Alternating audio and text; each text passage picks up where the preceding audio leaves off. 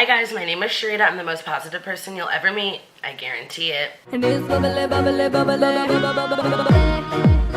We are singing to our bubbly. When I get invested in something like a story or a concept, like my thoughts revolve around the situation. So right now, all I can really think about is the whole girl being pushed down in her split situation and how we can learn from that as a cheerleading industry. The reason why I'm saying how can we learn from it is because there were so many people saying this is the norm, this is normal, this is how my cheerleader is taught, this is how my gymnast was stretched, this is how I was stretched. But it's a very dangerous practice. Forcing somebody to do something that they don't want to do or that their body isn't ready to do is a very dangerous practice. So I started thinking, how has gymnastics become such a successful sport, and how can we relate that, or how can we put some of those practices into cheerleading? So today I'm just going to be discussing some of the differences between gymnastics and cheerleading and what I think we can do to better the cheerleading world, the cheerleading culture. If you guys are interested in this video, go ahead and keep watching.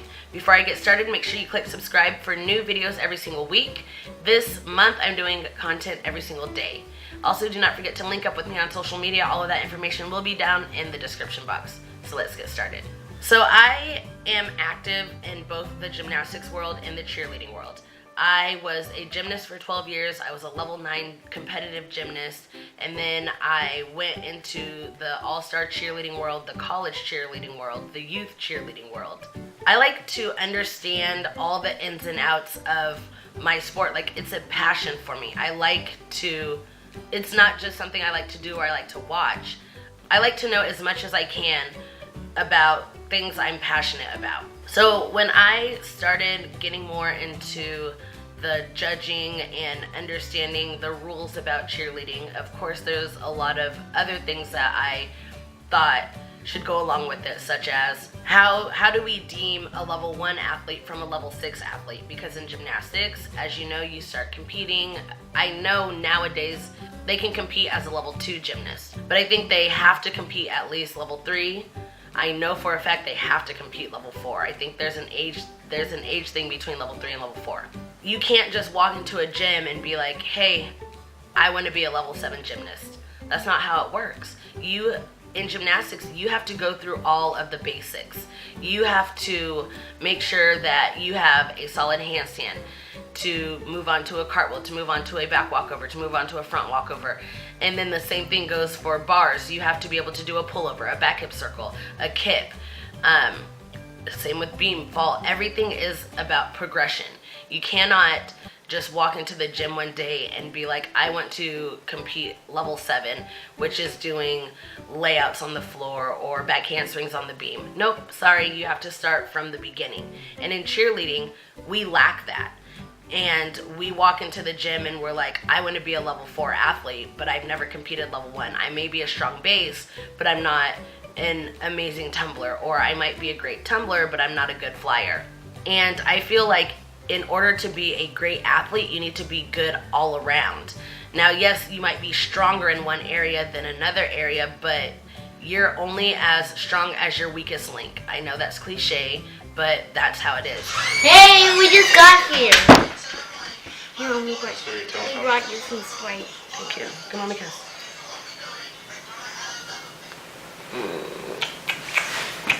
Okay, I need to finish this video. Okay. So, last Tuesday I had gymnastics. I had so much fun. I got to do a backwards roll. And a couple of cartwheels and handstands.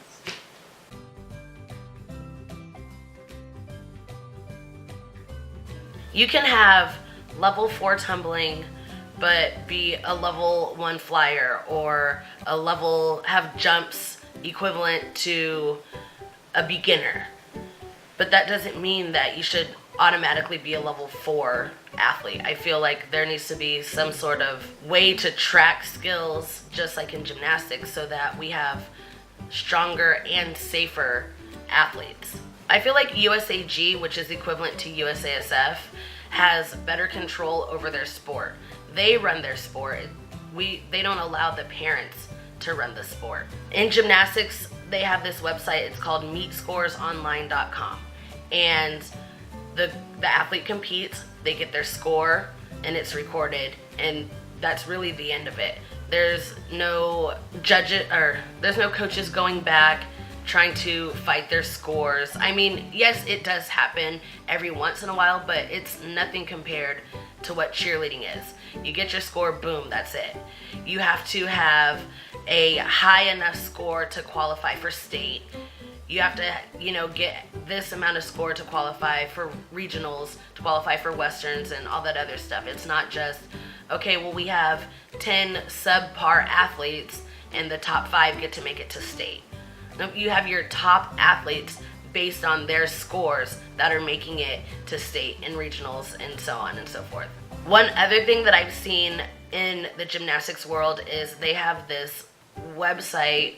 It's called My Gym Judge, and basically what it is, it's a place where if you as a parent or if you are as a coach are confused about an athlete's score, you can get the answers that you want.